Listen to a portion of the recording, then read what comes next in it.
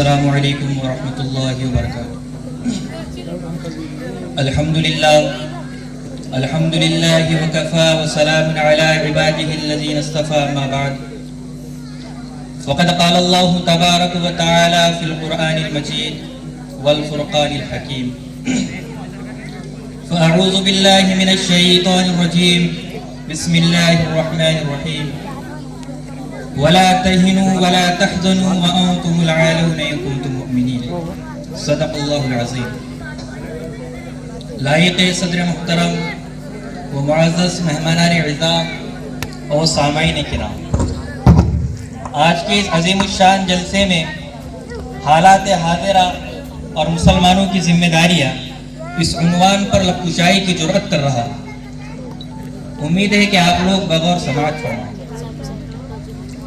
یہ عظمت باطل دھوکا ہے، یہ شوکت باطل کچھ بھی نہیں۔ یہ عظمت باطل دھوکا ہے، یہ شوکت باطل کچھ بھی نہیں۔ مٹی کے کھلونے ہیں سارے، یہ ظلم کے لشکر کچھ بھی نہیں۔ اللہ سے ڈرنے والوں کو طاقت سے ڈرانا مشکل ہے۔ جب خوف خدا ہو دل میں تو یہ قیصر و کسریٰ کچھ بھی نہیں۔ اسلام اگر دستور نہیں، قرآن اگر منشور نہیں، پھر افسوس ہے اس آزادی پر یہ ملک و ملت کچھ بھی نہیں۔ عزیزان ملت، اس وقت ہم لوگ جن حالات سے گزر رہے ہیں اور ہمارے ملک میں جو گرم ہوائیں چل رہی ہیں، اور ان گرم ہواؤں کی وجہ سے امت کا ہر انسان پسینے سے شرابور ہے، حیران و پریشان ہے۔ مسلمانوں، بار سموم کی آوارہ موجیں تمہیں پاش پاش کر رہی ہے۔ ظلمت و پستی تمہارا مقدر بن چکی ہے۔ کیڑے مکوڑوں کی طرح تمہیں زندگی گزارنے پر مجبور کیا جا رہا ہے۔ جرم و بربریت کے طوفان میں تمہاری ماں و بہنوں کی عزت و آبرو کو اچھالا جا رہا ہے۔ ظلم استبدال کی چکی میں تمہیں بے طرح پیسا جا رہا ہے۔ تمہارے حقوق پر ڈاکہ مارا جا رہا ہے۔ تمہارے ملی قوانین کو برباد کیا جا رہا ہے۔ آخر یہ سب کچھ کیا ہو رہا ہے؟ کیا اس لیے کہ تمہارے اکابرین نے اس ہندوستان کو اپنے خون سے سینچ کر ان کے حوالے کر دیا تھا؟ کیا اس لیے کہ تمہارے اسلاف نے اپنا خون بہا کر سبکدوشی کا اعلان کر دیا تھا؟ کیا اس لیے کہ ہندوستان میں تمہارا کوئی حق نہیں؟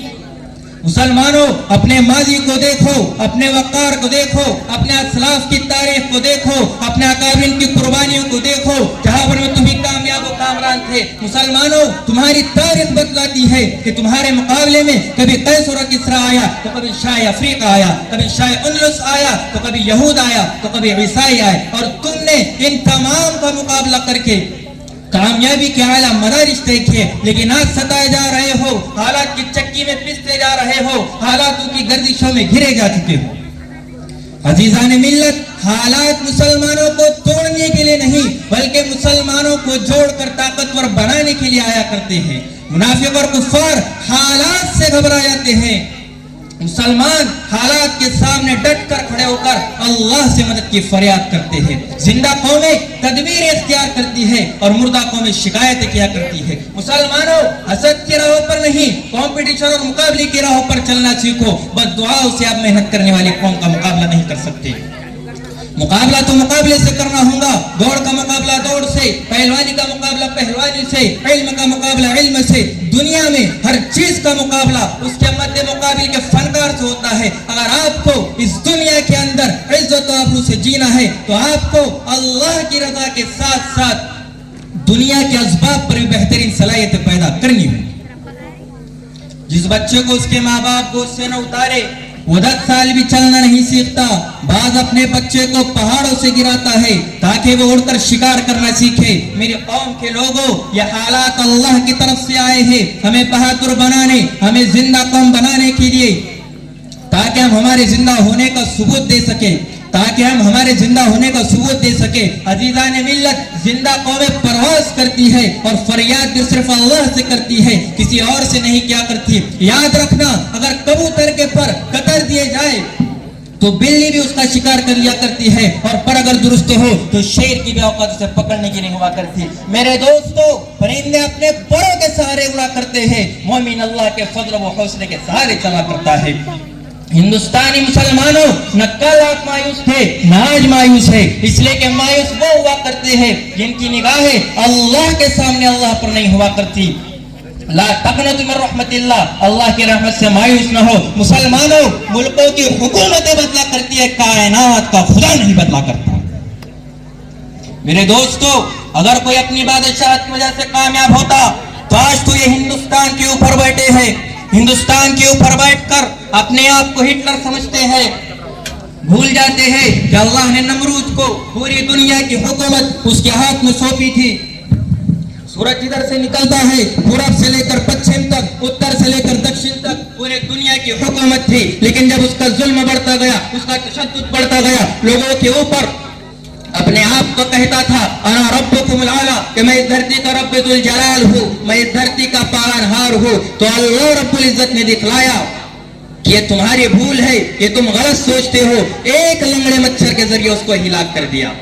اس لیے میں کہنا چاہتا ہوں، آج کے موجودہ وقت کے دجالوں سے، شیطان کے چیلوں سے، اگر اللہ نے وقتی طور پر تمہیں حکومت دی، اگر اللہ نے وقتی طور پر تمہیں کرسی دی، تو اس کا غلط استعمال مت کرو، لوگوں کو برہمن اور مسلمانوں کے نام پر مت لڑاؤ، مندر مسجد کے نام پر انہیں لڑانے کی کوششیں مت کرو۔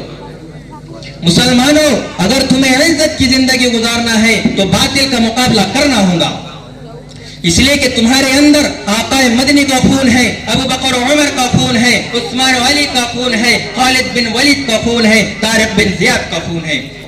تمہارے اندر تو محمد بن قاسم کا خون ہے، صلاح الدین ایوبی کا خون ہے، لیکن اے مسلمانوں، تمہاری غیرت کا ہو گئی، تمہاری حمیت کا ہو گئی، تمہارا دل کیوں مردہ ہو گیا؟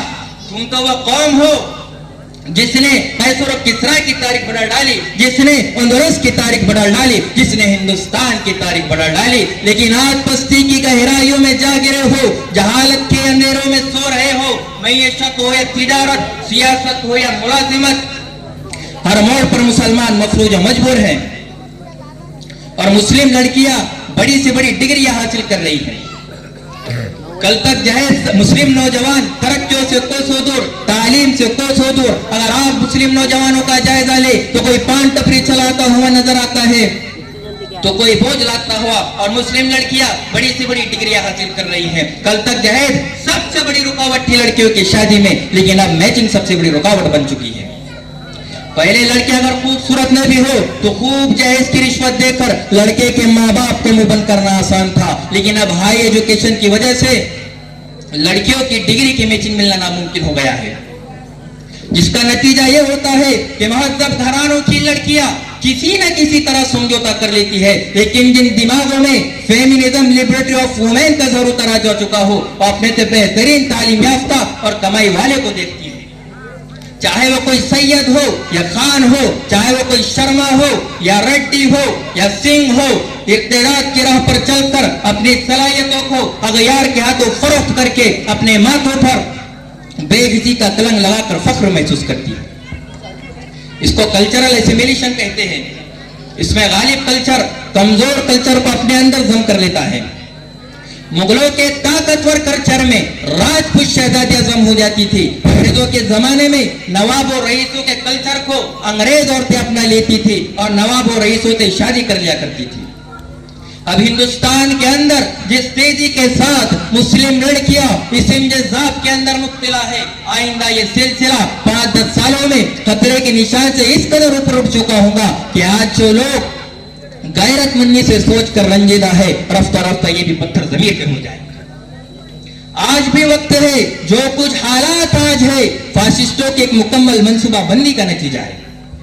وہ جانتے ہیں کہ اسلامی تاریخ و اسلامی تہذیب کے سامنے ان کے دیوی دیوتاؤں کے بچکانے کس سے نہیں ٹک سکتے، اس لیے وہ ہماری قوم کی تعلیم یافتہ لڑکیوں کو اسلام سے بدزن رکھنے اور اسلام کے خلاف مستقل تشدد پر اتر آئے۔ عزیزان ملت، بحیثیت مسلم میں آپ سے ایک سوال پوچھنا چاہتا ہوں کہ آج مسلمانوں نے گلی گلی میں لڑکوں کے مدرسے قائم کیے، حافظ عالم تیار کیے، ہماری قوم کی لڑکیوں نے ہمارا کیا بگاڑا تھا، ہماری بہنوں نے ہمارا کیا بگاڑا تھا؟ عزیزان ملت، اگر ہندوستان کے اندر 30 کروڑ مسلمان ہیں تو 15 کروڑ مرد ہیں اور 15 کروڑ عورتیں ہیں۔ تم نے 15 کروڑ کی فکر کی اور 15 کروڑ کو یوں ہی چھوڑ دیا. جس گاڑی کے 2 ٹائر ٹھیک ہو اور 2 ٹائر میں ہوا کم ہو, وہ گاڑی کتنی بھی اچھی ہو, تیز رفتار کے ساتھ اپنے منزل کو نہیں پہنچ سکتی.